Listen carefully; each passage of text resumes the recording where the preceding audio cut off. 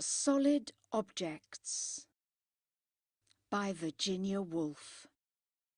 The only thing that moved upon the vast semicircle of the beach was one small black spot.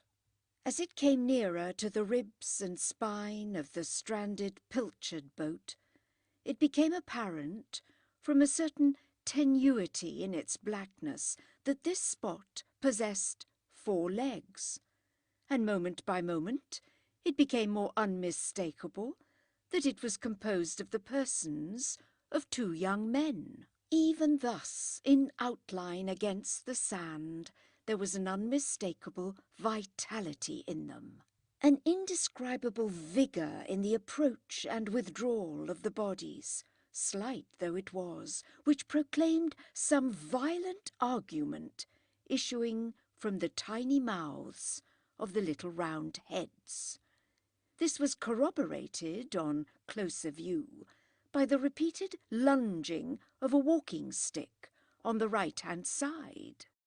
"You mean to tell me you actually believe—" Thus the walking stick on the right-hand side next the waves seemed to be asserting, as it cut long straight stripes upon the sand. "Politics be damned," issued clearly from the body on the left-hand side.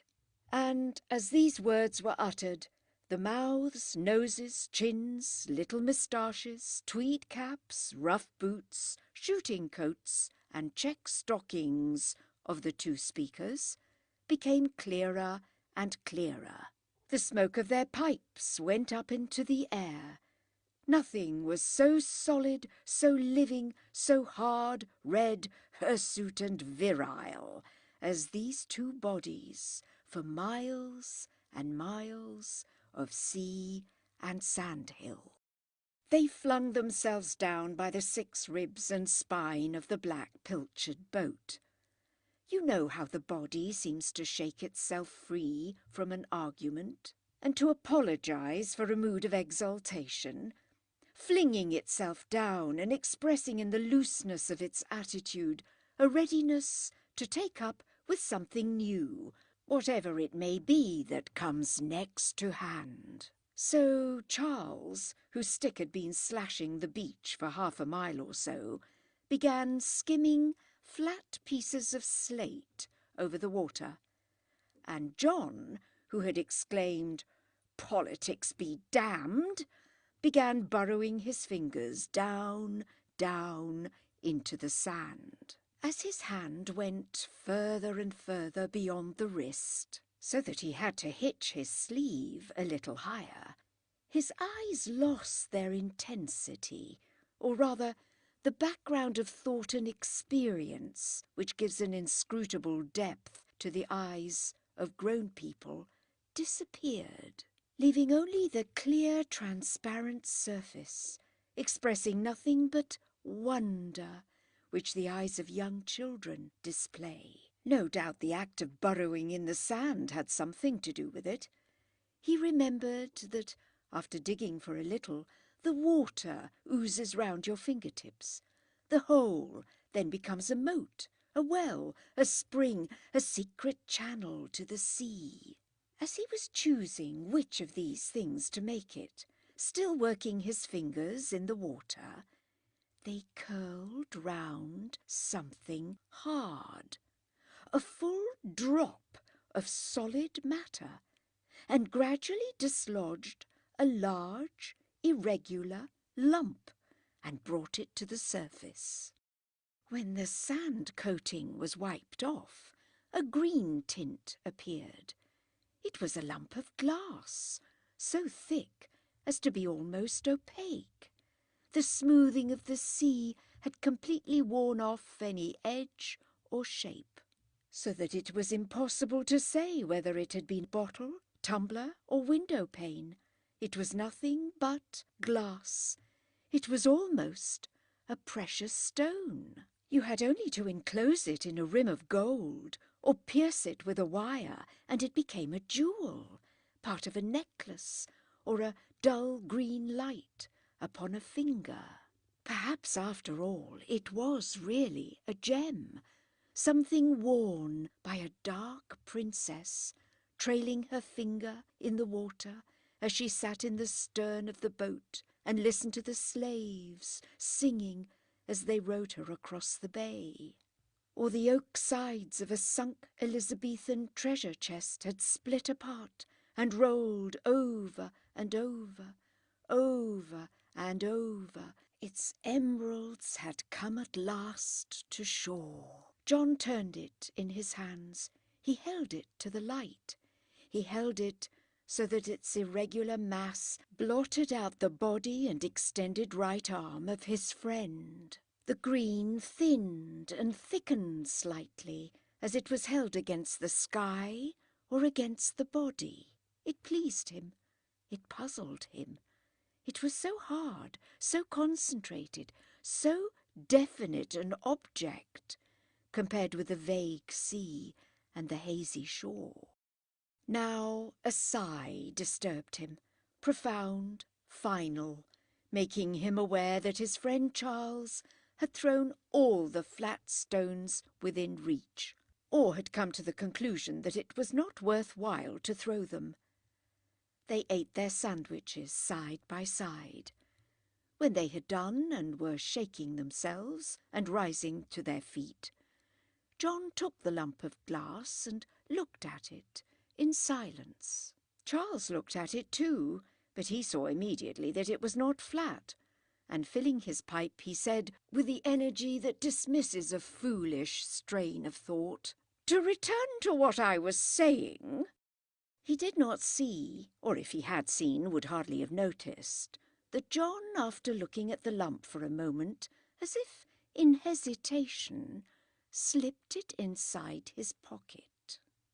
That impulse, too, may have been the impulse which leads a child to pick up one pebble on a path strewn with them, promising it a life of warmth and security upon the nursery mantelpiece, delighting in the sense of power and benignity which such an action confers, and believing that the heart of the stone leaps with joy when it sees itself chosen from a million like it, to enjoy this bliss instead of a life of cold and wet upon the high road. It might so easily have been any other of the millions of stones, but it was I. Whether this thought or not was in John's mind, the lump of glass had its place upon the mantelpiece, where it stood heavy upon a little pile of bills and letters, and served not only as an excellent paperweight, but also as a natural stopping place for the young man's eyes when they wandered from his book, looked at again and again, half-consciously, by a mind thinking of something else. Any object mixes itself so profoundly with the stuff of thought that it loses its actual form and recomposes itself a little differently in an ideal shape which haunts the brain when we least expect it. So John found himself attracted to the windows of curiosity shops when he was out walking, merely because he saw something which reminded him of the lump of glass. Anything, so long as it was an object of some kind, more or less round, perhaps with a dying flame deep sunk in its mass. Anything, china, glass, amber, rock, marble, even the smooth, oval egg of a prehistoric bird would do. He took also to keeping his eyes upon the ground, especially in the neighbourhood of wasteland, where the household refuse is thrown away. Such objects often occurred there, thrown away, of no use to anybody, shapeless, discarded.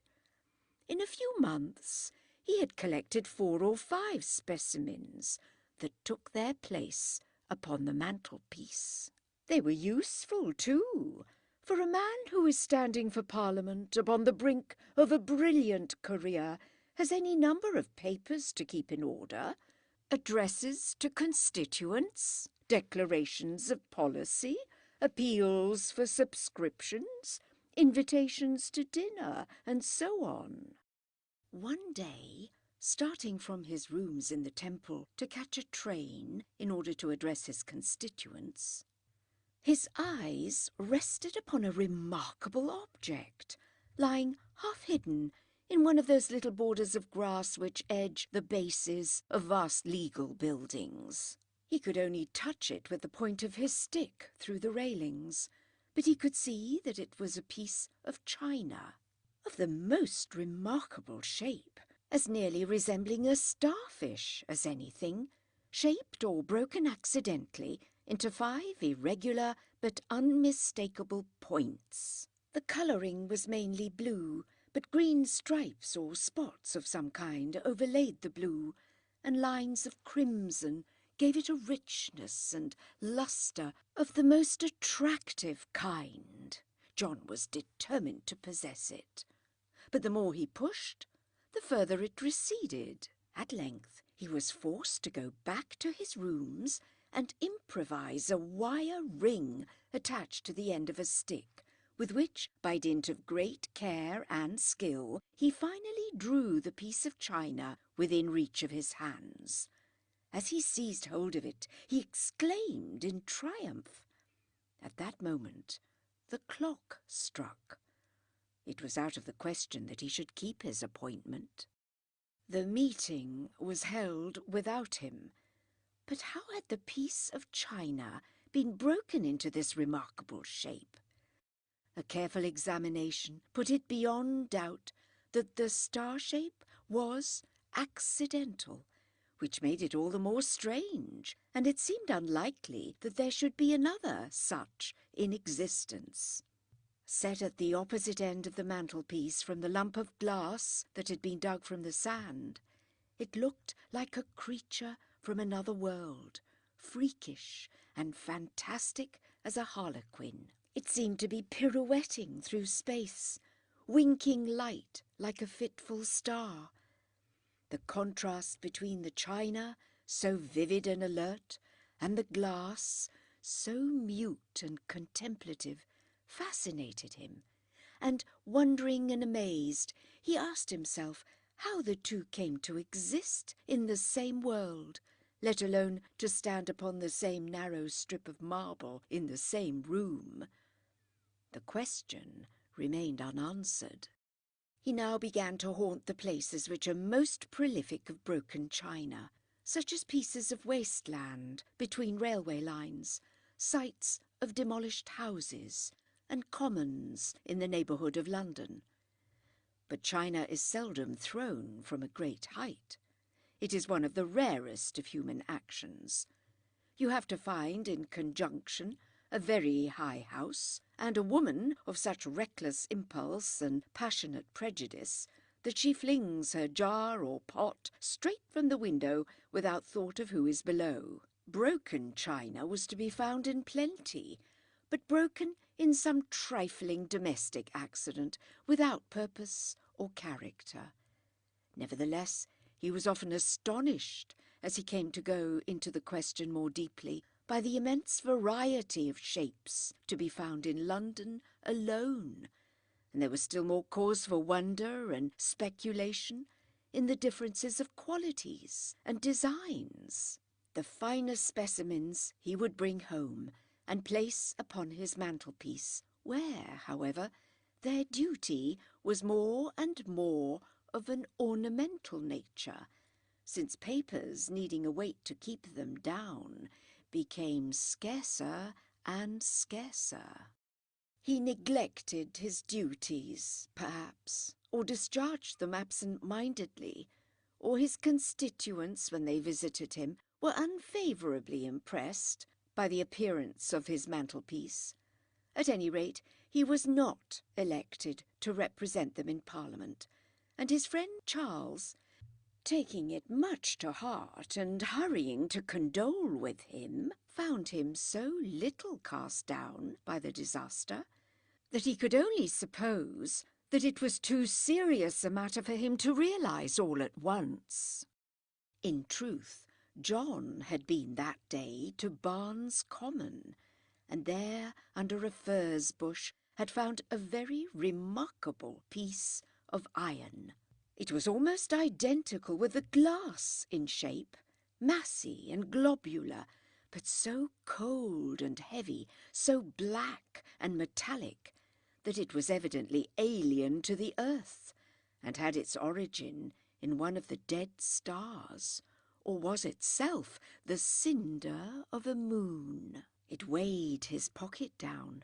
It weighed the mantelpiece down. It radiated cold. And yet the meteorite stood upon the same ledge with the lump of glass and the star-shaped china. As his eyes passed from one to another, the determination to possess objects that even surpassed these tormented the young man. He devoted himself more and more resolutely to the search.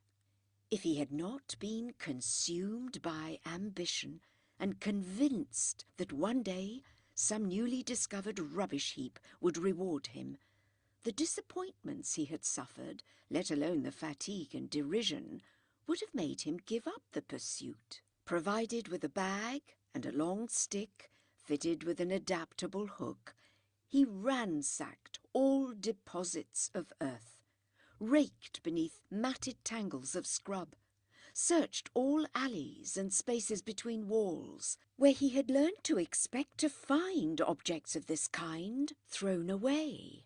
As his standard became higher and his taste more severe, the disappointments were innumerable, but always some gleam of hope, some piece of china or glass, curiously marked or broken, lured him on. Day after day passed. He was no longer young. His career, that is his political career, was a thing of the past. People gave up visiting him. He was too silent to be worth asking to dinner. He never talked to anyone about his serious ambitions. Their lack of understanding was apparent in their behaviour. He leaned back in his chair now and watched Charles lift the stones on the mantelpiece a dozen times and put them down emphatically to mark what he was saying about the conduct of the government, without once noticing their existence. "What was the truth of it, John?" asked Charles, suddenly turning and facing him. "What made you give it up like that, all in a second?" "I've not given it up," John replied. "But you've not the ghost of a chance now," said Charles roughly. "I don't agree with you there," said John with conviction. Charles looked at him and was profoundly uneasy. The most extraordinary doubts possessed him. He had a queer sense that they were talking about different things. He looked round to find some relief for his horrible depression, but the disorderly appearance of the room depressed him still further. What was that stick and the old carpet bag hanging against the wall? And then those stones! Looking at John, something fixed and distant in his expression alarmed him. He knew only too well that his mere appearance upon a platform was out of the question. "Pretty stones," he said, as cheerfully as he could, and saying that he had an appointment to keep, he left John forever. If you liked the video, put a like, subscribe to the channel and click on the bell to not miss our new videos.